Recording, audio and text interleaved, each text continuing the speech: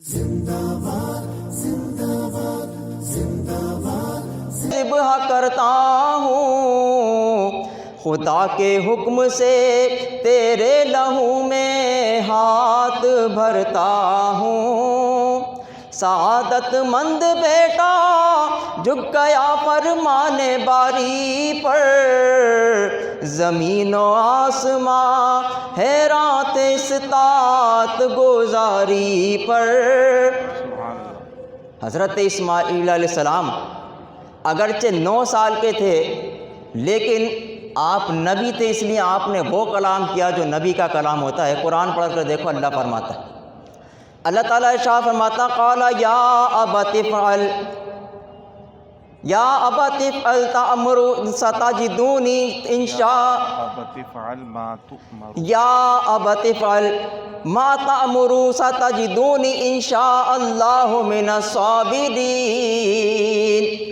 اللہ نے فرمایا، حضرت اسماعیل علیہ السلام فرماتے ہیں کہ اے میرے ابا، اللہ نے آپ کو جو کچھ کرنے کا حکم دیا ہے آپ کر گزریے، انشاءاللہ آپ مجھے صابروں میں سے پائیں گے۔ اور حضرت ابراہیم علیہ السلام نے جب آپ کو ذبح کیا تو اللہ نے بدلے میں فدیے میں دمبا عطا فرما دیا، چنانچہ آپ نے دمبے کی قربانی کی۔ اللہ فرماتا ہے، اللہ تعالیٰ ارشاد فرماتا ہے، یا ابراہیم قد صدقت الرؤیا، اے ابراہیم تو نے اپنا خواب سچ کر دکھایا۔ حضرت ابراہیم علیہ السلام کی قربانی تو قبول ہو گئی، لیکن اللہ کا مطلوب اور مقصود باقی رہا، یعنی خون بہا دیا جائے اور رگیں کاٹ دی جائیں، ایک قربانی۔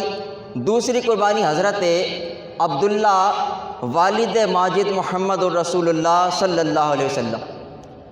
مورخین نے لکھا کہ حضرت عبداللہ کے والد حضور کے دادا حضرت عبد المطلب، انہوں نے جب زمزم کا چشمہ کھودا تو یہ منت مانی کہ اگر میں اپنے تمام بیٹوں کو اپنی حیات میں جوان ہوتا دیکھ لوں تو ان میں سے ایک کو اللہ کی راہ میں قربان کر دوں گا۔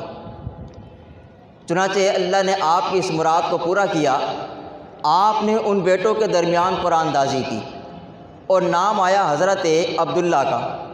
چنانچہ آپ نے حضرت عبداللہ کا ہاتھ پکڑا اور قربان کرنے کے لیے لے جانے لگے۔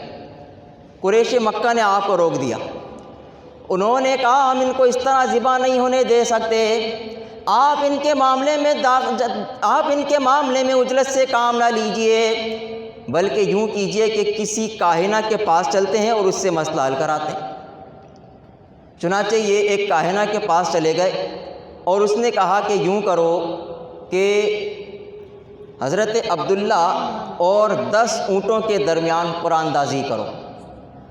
اس نے کہا کہ جب تک اونٹوں کا قرآن نہ نکل جائے اونٹوں کی تعداد بڑھاتے رہنا۔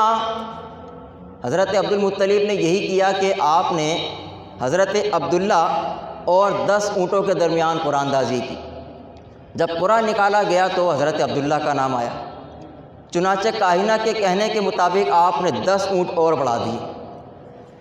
اسی طرح سے قرآن اندازی کی جاتی رہی اور 10 اونٹوں میں اضافہ کیا جاتا رہا۔ اسی طریقے سے یہ اونٹ 100 کی تعداد میں ہو گئے۔ اب کی بار جب قرآن نکالا تو اونٹوں کا قرآن نکلا، چنانچہ حضرت عبد المطلب نے وہ 100 اونٹ ذبح کیے اور تمام اہل مکہ کی اس سے ضیافت کی، لیکن اللہ کا مقصود اور مطلوب باقی رہا، یعنی اللہ یہ چاہتا تھا کہ ان کو ذبح کیا جائے اور ان کی جان کو منقطع کر دیا جائے، لیکن یہ مقصود اور یہ مطلوب باقی رہا۔ میں نے جو آیہ کریمہ تلاوت کی تھی اس کو دوبارہ سماعت کرو، قرآن پڑھ کر دیکھو، اللہ فرماتا ہے، اللہ تعالیٰ ارشاد فرماتا ہے وَمَن يُطِعِ اللَّهَ وَالرَّسُولَ أُولَٰئِكَ مَعَ الَّذِينَ أَنْعَمَ اللَّهُ عَلَيْهِم مِّنَ النَّبِيِّينَ وَالصِّدِّيقِينَ وَالشُّهَدَاءِ وَالصَّالِحِينَ وَحَسُنَ أُولَٰئِكَ رَفِيقًا۔ اللہ نے فرمایا وہ جو اللہ اس کے رسول کی اطاعت کرتے ہیں تو اللہ ان لوگوں کو ایسوں کے ساتھ رکھے گا جن پر اللہ نے انعام کیا، وہ انبیاء ہیں، صدیقین ہیں، شہداء ہیں اور صالحین ہیں، اور وہ کیا ہی اچھے ساتھی ہیں۔ یہاں ایک بات یہ بتاتا چلوں کہ یہ جو دو قربانیاں اللہ کو مقصود و مطلوب تھی اور اپنے پایہ تکمیل کو نہ پہنچ سکیں، اس کا سبب کیا تھا؟ سبب یہ تھا کہ ان حضرات کی پشت میں اللہ نے نبی پاک علیہ الصلوۃ والسلام کے نور کو رکھا تھا۔ ان کی ذات سے نبی پاک علیہ الصلوۃ والسلام نے جنم لینا تھا، اس لیے اللہ نے ان کی جان بخش دی۔ اب چونکہ ان قربانیوں کے اتمام کا نہ ہونا، اس کا سبب حضور علیہ الصلوۃ والسلام تھے کہ اللہ نے ان کی پشت سے حضور علیہ الصلوۃ والسلام کو لانا تھا، لہذا اب یہ رسول اللہ کی ذمہ داری تھی کہ آپ ان قربانیوں کے اتمام اور ان کی تکمیل کا اہتمام فرماتے۔ یہ جو میں نے آیہ کریمہ تلاوت کی، علماء فرماتے ہیں کہ اس آیت سے دو امور ثابت ہوتے ہیں۔ ایک تو یہ کہ وہ لوگ جو اللہ اس کے رسول کی اطاعت کرتے ہیں، اللہ انہیں ان لوگوں کے ساتھ رکھے گا جن پر اللہ نے انعام کیا، وہ انبیاء، صدیقین، شہداء اور صالحین ہیں، اور وہ کیا ہی اچھے ساتھی ہیں۔ علماء فرماتے ہیں کہ یہ نیک لوگوں کی جزا ہے جو اللہ ان کو عطا فرمائے گا۔ اور دوسرا امر یہ کہ اس آیہ کریمہ کے اندر 4 نعمتوں کا اللہ نے تذکرہ فرمایا۔ ایک نبوت، صدیقیت، صالحیت اور شہادت، یہ چاروں نعمتیں ہیں جو اللہ تعالیٰ نے اس آیت میں بیان فرمائی ہیں۔ یاد رکھو، کائنات میں کسی کو کچھ نہیں ملتا جب تک کہ نبی پاک علیہ الصلوۃ والسلام کا صدقہ نہ ہو جائے۔ تو کائنات میں جس کو جو کچھ مل رہا ہے وہ حضور علیہ الصلوۃ والسلام کا صدقہ ہے، اور یہ نعمتیں ہیں، اور یہ نعمتیں بھی اللہ کی جانب سے حضور علیہ الصلوۃ والسلام کا صدقہ کر کے دی جا رہی ہیں۔ اللہ نے اپنے محبوب کو تمام تر کمالات عطا فرمائے۔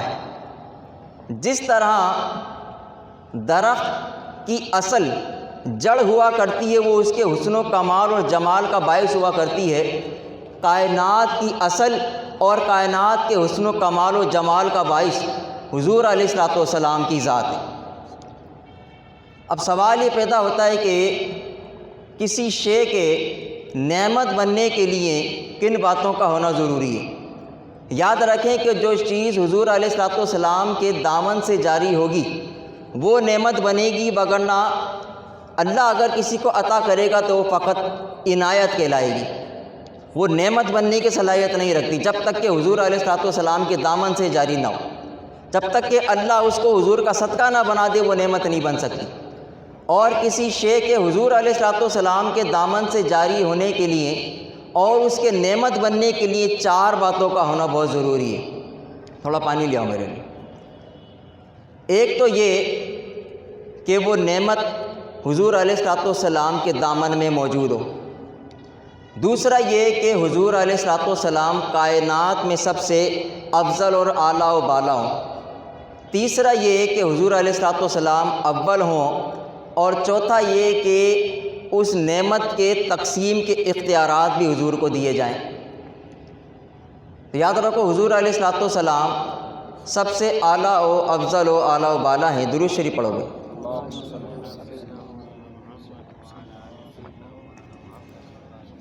حضور علیہ الصلوۃ والسلام کائنات میں سب سے افضل، اعلیٰ و بالا ہیں۔ چنانچہ قرآن پڑھ کر دیکھو، اللہ فرماتا ہے، اللہ تعالیٰ ارشاد فرماتا ہے، تلک الرسل فضلنا بعضهم علی بعض۔ اللہ فرماتا ہے وہ ہمارے رسول، ہم نے ان میں بعض کو بعض پر فضیلت عطا فرمائی۔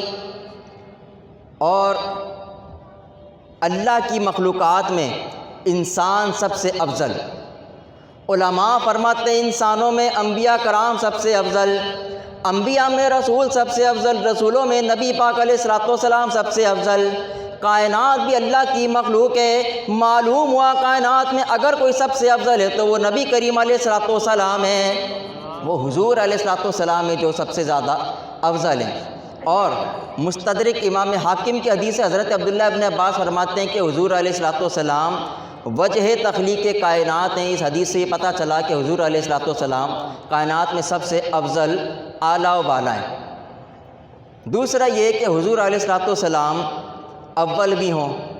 چنانچہ قرآن پڑھ کر دیکھو، اللہ فرماتا ہے، اللہ تعالیٰ ارشاد فرماتا ہے هو الاول والآخر والظاہر والباطن.